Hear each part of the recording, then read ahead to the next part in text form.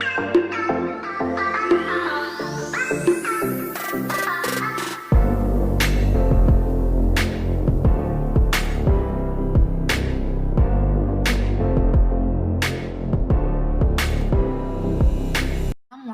warahmatullahi wabarakatuh.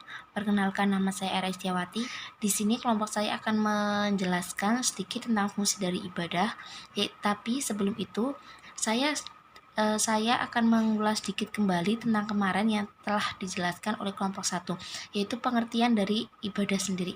Ibadah berasal dari kata bahasa Arab, yaitu ibadah, yang jamaknya lafadz ibadat, yang berarti pengabdian, penghambaan, ketundukan, dan kepatuhan.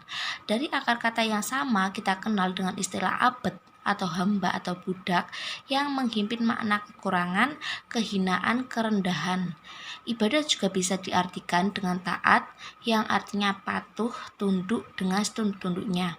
Artinya, mengikuti semua perintah Allah dan menjauhi semua larangan yang kehendaki oleh Allah Subhanahu wa Ta'ala. Karena makna asli ibadah adalah menghamba, dapat pula diartikan sebagai bentuk perbuatan yang menghambakan diri sepenuhnya kepada Allah. Ibadah merupakan segala bentuk kegiatan atau aktivitas manusia yang hanya diniatkan karena Allah Subhanahu wa Ta'ala, dan tentunya dapat mendatangkan manfaat bagi diri kita sendiri maupun orang lain. Contohnya, ibadah sholat 5 waktu adalah ibadah yang diperintahkan oleh Allah Subhanahu wa Ta'ala untuk dilaksanakan oleh umat Nabi Muhammad SAW. Perintah ini muncul di saat beliau masih tinggal di Mekah 1,5 tahun sebelum beliau hijrah ke Madinah untuk hijrah pertama kali, yaitu tepatnya pada malam 1 Isra Mi'raj. Kemudian Allah menjelaskan mengenai syarat-syarat, rukun-rukunnya, serta hal-hal yang berkaitan dengan sholat secara berangsur-angsur di kemudian hari. Nanti berikutnya akan diterangkan oleh teman saya, yaitu fungsi dari ibadahnya sendiri. Sekian dari saya. Wassalamualaikum warahmatullahi wabarakatuh. Assalamualaikum warahmatullahi wabarakatuh. Perkenalkan, nama saya Ahmad Reksa Setiawan, NIM 422106. Di sini saya akan melanjutkan materi yang telah dibawakan oleh Era, yaitu tentang fungsi ibadah dalam sosial dan ekonomi. Fungsi ibadah itu sendiri antara lain: 1. Mewujudkan hubungan antara hamba dengan Tuhannya. 2. Mendidik mental dan menjadikan manusia ingat akan kewajibannya. 3. Melatih diri untuk berdisiplin. Ibadah juga dapat masuk dalam kegiatan sosial. Contohnya, aksi galang dana untuk korban tanah longsor. Kegiatan ini tentunya dapat meringankan beban saudara kita yang terkena musibah. Kepedulian ini juga merupakan bentuk rasa syukur atas nikmat yang telah diberikan Allah pada kita.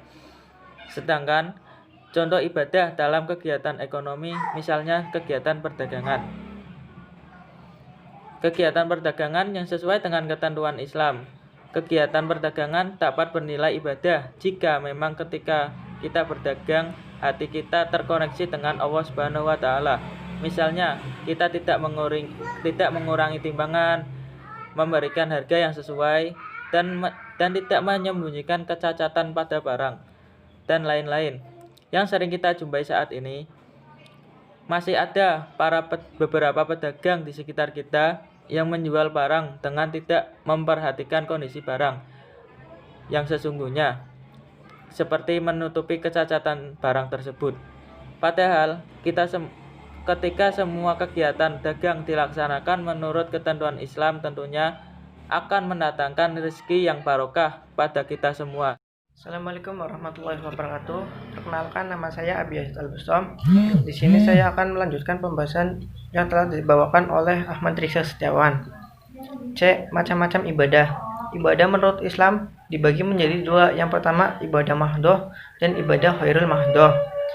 Ibadah mahdoh disebut juga ibadah khusus, yaitu upacara yang tata caranya ditentukan oleh agama atau ditentukan dalam Al-Quran dan dirinci dalam sunnah Rasul. Ibadah dalam pengertian ini lebih condong kepada rukun Islam yang 5. Dalam ibadah ini menggambarkan tentang hubungan langsung antara hamba dengan Tuhannya. Sedangkan ibadah khairu mahdhah disebut juga ibadah umum, yaitu segala amal perbuatan yang titik tolaknya adalah ikhlas. Titik tujuannya adalah ridho Allah dan garis amalannya amal soleh. Dalam ibadah ini lebih condong kepada masalah-masalah muamalah. Sekian dan terima kasih.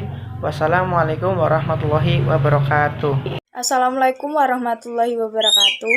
Perkenalkan, saya Dewi Sherly Marliana. Di sini saya akan melanjutkan pembahasan yang telah dibawakan oleh Abi Yazid Al-Bustam. D. Tujuan ibadah. Hakikat ibadah menurut Imam Ibnu Taimiyah adalah segala sesuatu yang dicintai dan diridhoi Allah, baik berupa perbuatan maupun ucapan yang tampak maupun yang tersembunyi. Tujuan ibadah adalah agar manusia selalu tahu dan sadar bahwa betapa lemah dan hinanya mereka bila berhadapan dengan kekuasaan Allah, sehingga ia menyadari benar-benar kedudukan sebagai hamba Allah.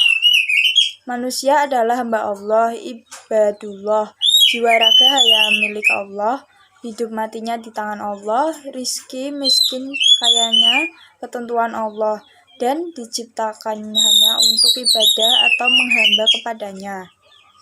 Sekian dari saya. Wassalamualaikum warahmatullahi wabarakatuh.